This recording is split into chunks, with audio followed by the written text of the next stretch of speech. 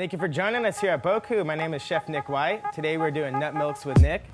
The reason why we're doing the nut milk recipes is to show you how to make them yourself at home. You're gonna find out that it's cheaper and more delicious when you can make them at home. For almonds, it's important that you wanna soak them overnight so that they can extract all the enzyme inhibitors. These enzyme inhibitors stop your body from absorbing crucial nutrients. So I'm gonna go ahead and rinse the almonds off. As you can see, the almonds have been soaking overnight. They still look the same, but now they're easily to peel. One step that you can do to get the skin off the almond is really easy. Just by squeezing it, you'll notice it pops right out. All you have to do is pour the almonds into the blender. So right here, I have 4 cups of almonds, which is also equivalent to the 1-pound bag that you can find at most grocery stores. And the ratio for this is gonna be 4 cups of almonds to 6 cups of water. You can also break this down into half if you wanted to do 2 cups of almonds and 3 cups of water. Once you have the almonds and the water together, blend for about 45-second intervals. Do this for about 3 minutes. I do the intervals because I don't want the almond milk to get hot. If you do it for too long, it can heat up, and I want to make sure they stay raw so they can be delicious and creamy when I'm done. Start at a low speed and then turn it on to high. All right, after its second interval, go ahead and check and see what it looks like. You're gonna be looking for a creamy, frothy consistency. What I'm noticing is that it's definitely frothy and it's looking creamy, but I feel like it does need to go for that last 45-second interval to make sure all the pieces are broken down.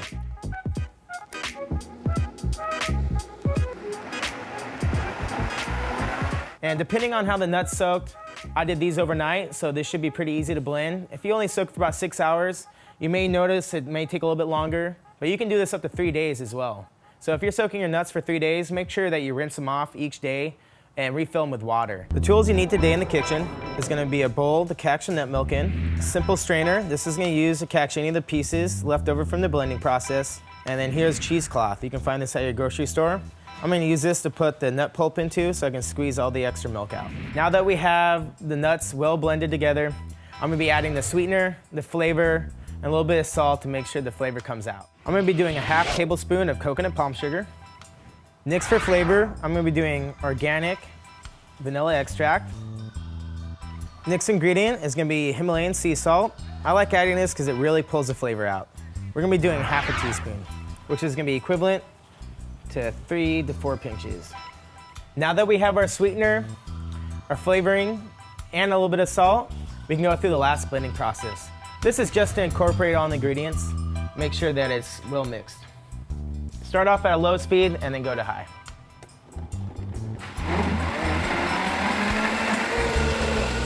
Now that you have everything mixed together, you can go ahead and start the straining process.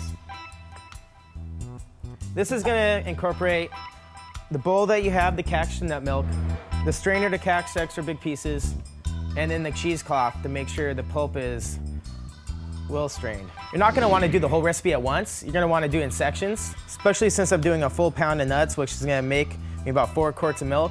I'm gonna start off with about 1/3 of it. Yeah, you'll notice that this is a really creamy, frothy mix. That means that I've blended it very well. Now that I have the cheesecloth full enough where I can still wrap it over itself, I'm going to squeeze it and get all the extra milk out of the pulp. So you can open up the cheesecloth once you feel you got most of the milk out. What you'll notice here is the leftover almond meal. This pulp can be dried out. You'll notice that once it's dried, it'll turn into like a flour, so you can even use this as a flour replacement. Now that you're done straining the almond milk, you'll have about 4 quarts of milk. You can always add a little bit more water if you want. This can make it last longer. Right now I have the perfect consistency for myself. This is just like the stores, but it's gonna be a little richer and a lot creamier. Go ahead and find a container that you wanna store the milk in. All right, now that you got your almond milk poured, it's ready to taste. Man, that's perfect. That's just the right amount of creaminess I want. Has just the right amount of sweetener in it. I'm using the coconut palm sugar. Has just the right amount of flavor. I'm using the organic vanilla extract. You can also use the organic vanilla bean. And then I'm gonna be looking forward to using this in my BoKu smoothies in the morning. I'm Chef Nick White. Thank you for joining us today. Go to BoKuSuperfood.com so you can find your favorite recipes and incorporate your own house-made nut milks.